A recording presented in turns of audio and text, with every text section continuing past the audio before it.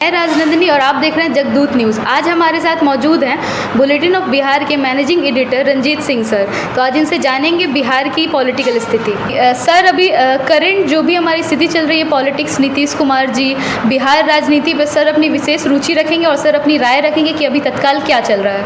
देखिए, बिहार की राजनीति अभी पूरी तरह से अस्थिरता के दौर से गुजर रहा है। जनमानस से लेके पत्रकारिता समूह तक, राजनेता तक सारे के सारे कन्फ्यूज्ड हैं। स्थिति ये है कि बिहार का सीएम कौन बनेगा जी, ये एक आज भी यक्ष प्रश्न बना हुआ है जी, जिसका जवाब किन्हीं के पास नहीं है। लोग अंदाज़ा लगा रहे हैं। कुछ लोग कह रहे हैं कि सम्राट चौधरी जी बिहार के नए मुख्यमंत्री होंगे, परंतु सवाल यहाँ उत्पन्न होता है कि क्या बीजेपी जैसी धुरंधर पार्टी सम्राट चौधरी जी जैसे व्यक्तित्व पर दांव लगाएगी?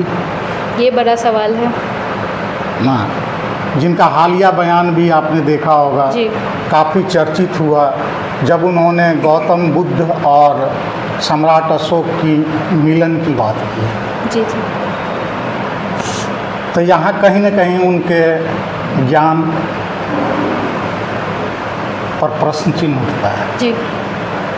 और यह प्रश्न चिन्ह जब यहाँ के पत्रकारिता समूह के लोग उठाए तो इसकी आवाज़ दिल्ली तक गई होगी।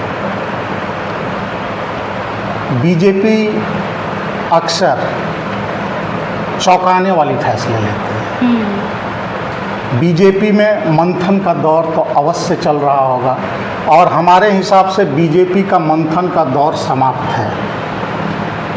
वहाँ सीएम के चेहरा चुन लिए गए हैं। मतलब घर ही नज़दीक है सर। हाँ, बस वो सामने नहीं लाया जा रहा है। तो आज नीतीश जी का इस्तीफा हो चुका है जी। नीतीश जी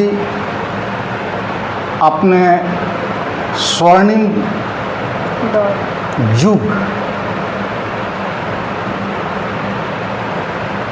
को समाप्त कर एक नई इतिहास रचने की तैयारी में है। बेशक नीतीश जी को बिहार जिस स्थिति में मिली, बिहार का हर कुछ चरमराया हुआ था जी।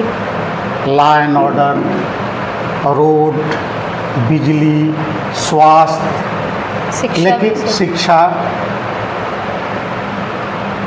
शिक्षा को अगर छोड़ दिया जाए तो मैक्सिमम 3 चीज़ों पर नीतीश जी का फोकस रहा।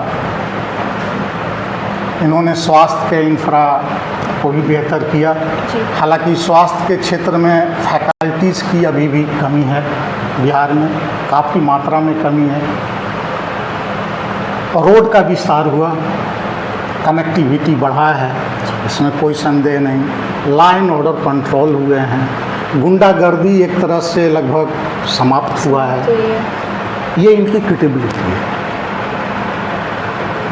शिक्षा में के गुणवत्ता में अभी तक बिहार में कोई सुधार देखने को नहीं मिलता है। इंफ्रा के क्षेत्र में, शिक्षा के में तो कुछ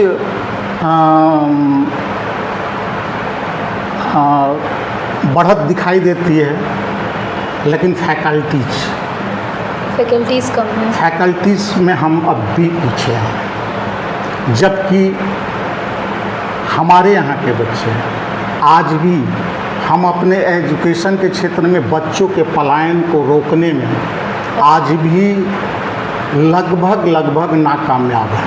सही है। क्योंकि उनको वो क्वालिटी एजुकेशन यहाँ नहीं मिल पा रहा है, जिस कारण से हमारे बच्चे आज भी बाहर की ओर रुख कर रहे हैं। जबकि ये वही बिहार है जो पूरे विश्व में शिक्षा के अलग को जगाया है जी। ना। जब नालंदा और विक्रमशिला विश्वविद्यालय हुआ करते थे, उस समय ये विश्व का प्रतिनिधित्व करने की स्थिति में होता था।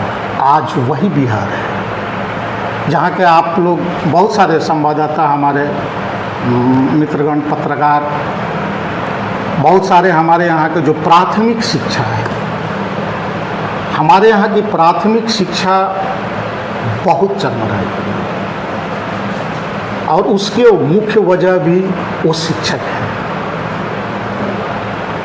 कारण कि हमारे यहाँ एक दौर आया जब मुखिया जी शिक्षक बहाल करने लगे और वहीं से शुरू हुई कहानी हमारे शिक्षा की बदहाली का। कारण कि जब नींव कमज़ोर हो जाएगा तो इमारत कितनी बड़ी होगी। सही बात है ना। हमारे यहाँ वैसे वैसे शिक्षक आने लगे जिनको खुद सप्ताह का दिन पता नहीं होता था। जब वो खुद ही नहीं पढ़ेंगे तो फिर बच्चों को क्या पढ़ाएंगे, क्या शिक्षा देंगे। हाँ, तो इस तरह से शिक्षा प्लस एक और बड़ी बात, नीतीश जी के तरफ से जो ड्रॉबैक है। नीतीश जी 2005 में मुख्यमंत्री बनते ही सबसे पहले उन्होंने यूनिवर्सिटी ग्रांट कमीशन को खत्म कर दिया। यूजीसी जो उच्च शिक्षा के लिए बहुत बड़ी चुनौती बन गई जी। और आज अगर आप यहाँ के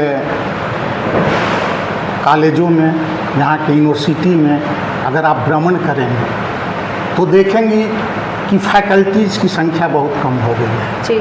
रिटायर तो हो रहे हैं बहाल नहीं, लेकिन बहाल नहीं हो रहे। कारण यूनिवर्सिटी ग्रांट कमीशन का ये काम था कि हमारे यहाँ कितनी रिक्ति आ रही हैं और उनको कैसे फिलअप किया जाए, उनके लिए परीक्षाएं आयोजित की जाए।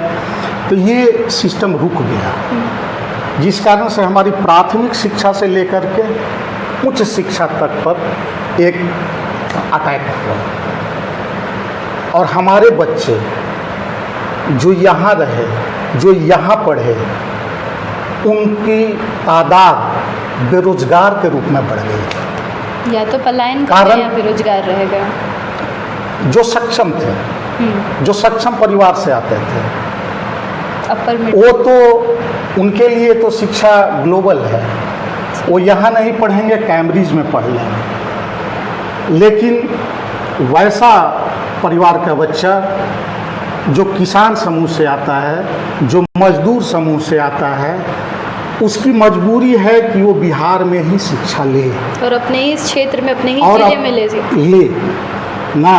और ऐसी स्थिति में जब उसको प्राथमिक शिक्षा न ढंग का मिला हो, न उच्च शिक्षा में वैसी स्थिति हो। आज कॉलेज में बहुत जगह देखते हैं कि एक ही शिक्षक 2-2, 3-3 विषय को पढ़ा रहा है, कारण कि वहाँ डिपार्टमेंट में फैकल्टी नहीं, मजबूरी है। तो ऐसी स्थिति में इसका बहुत बड़ा ड्रॉबैक। और हमारे यहाँ जो बेरोज़गारी का रेशियो जो बढ़ा, इसमें हमारे हिसाब से हमारी समझ जो कहती है ये बहुत बड़ी भूमिका निभाई। हम आर्थिक रूप से एजुकेशन को अगर हम सुदृढ़ कर लेते, हम बिहारी या बिहार में एजुकेशन की व्यवस्था, एजुकेशन की क्वालिटी ना, तो हम एक तरह से अपने आर्थिक विकास पर भी आते हैं। कारण कि हमारे जो पैसे माइग्रेट करके बाहर जा रहे हैं वो पैसे यहाँ जी बिल्कुल ना। तो इस तरह से ये एक ड्रॉबैक रहा है ना। बाद बाकी इंफ्रा के क्षेत्र में, चाहे बिजली का क्षेत्र हो, चाहे स्वास्थ्य के इंफ्रा के क्षेत्र हो, स्वास्थ्य में भी फैकल्टी की बहुत कमी है। आप अगर आप PHC पर जाएंगे ना, तो आप इनका ऊपरी जो प्राथमिक स्वास्थ्य केंद्र हैं, उसके ऊपर के जो स्वास्थ्य केंद्र है, वहाँ फैकल्टीज़ की कमी।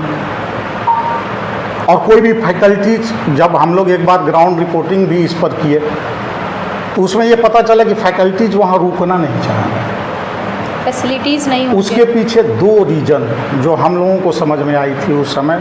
वो एक ये था, पहला रीज़न था इनका पेमेंट का। 6 मंथ पेमेंट नहीं आता है। 6 मंथ पेमेंट नहीं आता है। प्लस जो एक MBBS है उनको 40,000, 50,000, 60,000 शुरू में दिए गए थे।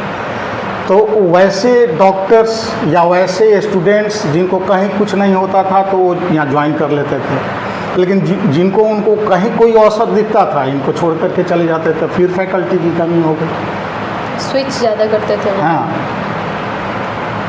और इस तरह से हमारी स्वास्थ्य व्यवस्था में इंफ्रा तो बढ़े लेकिन क्वालिटी इम्प्रूव हम नहीं कर पाए हैं। आज के दिन में। तो जैसे कहा जाता है सर, एपीजे अब्दुल कलाम कहते थे एजुकेशन इज़ वेपन। अगर आज बिहार के पास एक अच्छा एजुकेशन आ जाए तो हम लोग को लगता है कि सबसे आगे हम लोग रहेंगे। जो आप पलायन का बात कर रहे हैं, कोटा, दिल्ली, बॉम्बे, यहाँ पे जो सबसे ज़्यादा बच्चे हैं वो बिहारी ही हैं। सबसे ज़्यादा जो वहाँ बच्चे जाते हैं वो बिहारी ही हैं। तो अभी के जो तत्काल सीएम रहे, जो 20 साल से नीतीश कुमार के हैं, वो ज़ीरो से यहाँ तक तो पहुँचाए हैं। उम्मीद है कि जो नेक्स्ट सीएम बनेंगे शायद वो यहाँ से और आगे लेकर जाए एजुकेशन को, हेल्थ को, जो हमारी कॉमन प्रॉब्लम्स हैं उनको। धन्यवाद। Thank you sir. थोड़ा सा आपके चेहरे पे लाइट कम पड़ रहा है, इसलिए मुझे थोड़ा सा कोई बात नहीं सर, हमको नहीं पहले समझ में आया है। साथ वाला ठीक हो गया।